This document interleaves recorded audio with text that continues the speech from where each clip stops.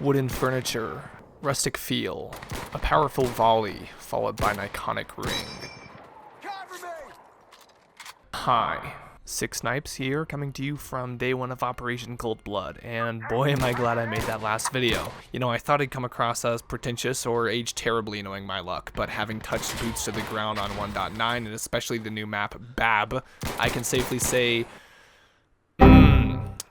I think I may have been onto something. After I'm done with a couple gun guides, you can expect a follow-up on that video and my thoughts on this new update as a whole. Until then, however, I bring you a certified gamer classic in the form of the Garand, while you're watching Gun Guide. The M1 Garand is a weapon born purely out of innovation and necessity, devised for the new age of war in the 1940s, where modernized weaponry was steadily making the transition towards automatic loading and firing capabilities. Stacked up against, did I say the Garand? I said the Garand. To clarify my point, the name of the weapon is pronounced Garand, like errand, not Garand. And I only just found this out, so excuse me, I've been saying it wrong for 10 plus years now. The M1 Garand is a weapon born purely out of innovation and necessity. An elegant weapon, but a more civilized age. Stacked up against the German MG42 machine guns and MP40 machine pistols, the then standard issue Springfield rifles of the United States weren't going to cut it in a war with the most technologically advanced power the world had ever seen. Enter the Garand, the world's very first widely manufactured, issued, and successfully employed self-loading service rifle. Famous General George S. Patton hailed the Garand as the greatest battle implement ever devised, and to this day it is commonly attributed as one of the primary reasons for victory in Europe at all. All this history, and you'd expect nothing but the very best from any rendition in a game, and thankfully the people over at NWI nailed this one on the head. This is what I designate as an official PSA, or else portable sledgehammer artillery. This gun hits like a truck and it sounds like a 2. You think your Tavors and Scars got a lot of power behind that 308 round? Well, try the 30-06, the official bullet of America pre-Vietnam era, and capable of putting down just about everyone with a single shot to center mass. I thought this thing would take 1 or 2 hits to kill, but nope, a skilled marksman, which I am not, can totally send one and kill one. Now I'm going to be very clear, the M1 Garand is as good as it is limited. Yes, it slaps. It also slaps occasionally. Why? Because first and foremost, this gun is exclusive to the marksman class, meaning that most 2 or 3 people on your team get it in standard conditions, though I am of the opinion that much like the Mosin, the rifleman should totally have access to a more base model minus the fancy optics. Secondly, while it may throw hands with the force of a pro champion slapper,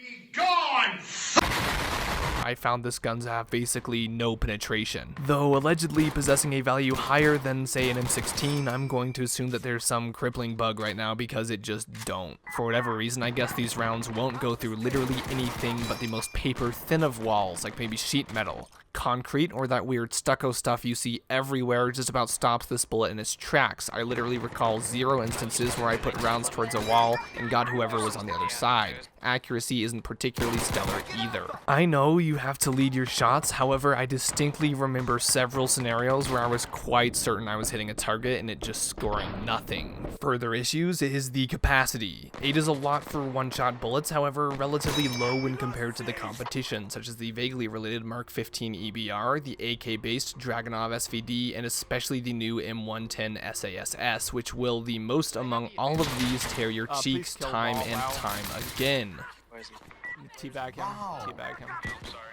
It's not as a big of a deal if you factor in the issue of price. The Garand is about half that of most of these. No ability to upgrade the capacity either, given the fact that you're not using external mags, you're using clips. Let's talk about the clips. I love the clips. Basically, for the uninitiated, as opposed to an externally detachable apparatus composed of metal or polymer, featuring a spring mechanism continuously pushing rounds towards the chamber of the weapon for rapid sustained autoloading fire.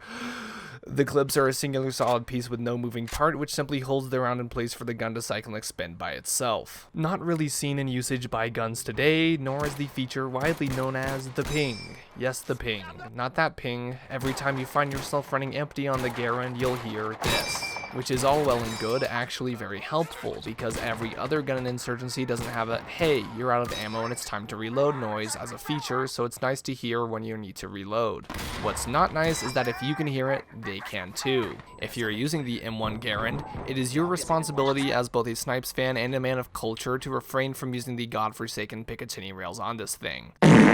Just don't. They're ugly and it defiles the entire authenticity of the weapon. You don't need that scope if I can make a kill from this range with irons, and if you are in need of a zoom optic, the only acceptable option is the 2xC1 scope. It's offset to the side of the gun, so you can still operate with the irons per usual. Just be advised that it will sacrifice the entire half of your screen and potentially get you killed. Other things you can do to contribute to the World War II cosplay gang is tossing around the old Mark II frag grenades, as well as, and I cannot stress this enough, the Colt M1911 with 845 ACP rounds of freedom.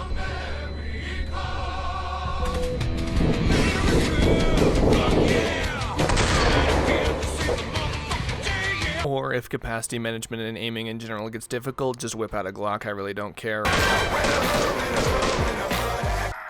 Speaking of authenticity, it's worth noting that scrolling through the attachment menu, you might notice the ability to equip a vintage smoke grenade launcher. What a wonderful idea. I love smoke launchers and the ability to rapidly deploy a curtain of visual blockage wherever I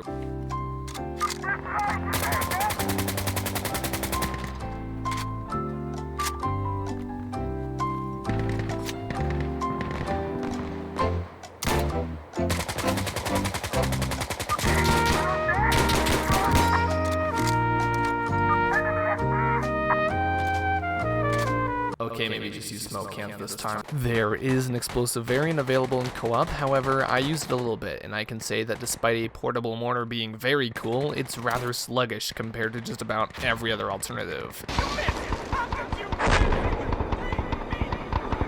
That being said, the suppressive capacity is great, and I managed to run an effective tag team approach with a friendly demo man and held back an entire OP4 plus a technical with little to no difficulty and 4 explosive rounds total between the two of us.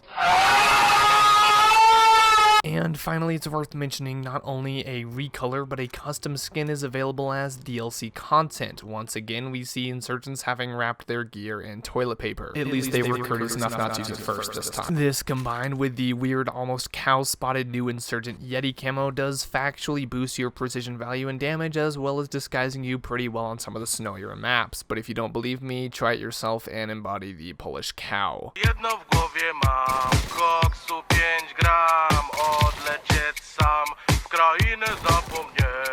That's just about all I have to say about the M1 Garand. Maybe not sleek or flashy, but the pinnacle of weaponry. Powerful and still proving relics have a place in the world of video games. I factually have stuff to do tomorrow, so don't expect another video on the SASS gun until maybe Friday. I don't know. Either way, I'm glad I could cover the gun you guys probably have looked forward to the most, and will continue checking out all of what this new update has to cover. Bruh. And until you're hearing all about it from me, as always, I'm Snipes. You've been watching Gun Guide, and I'll see you out there in cold blood. Yo, is that Mr. Gun Guide?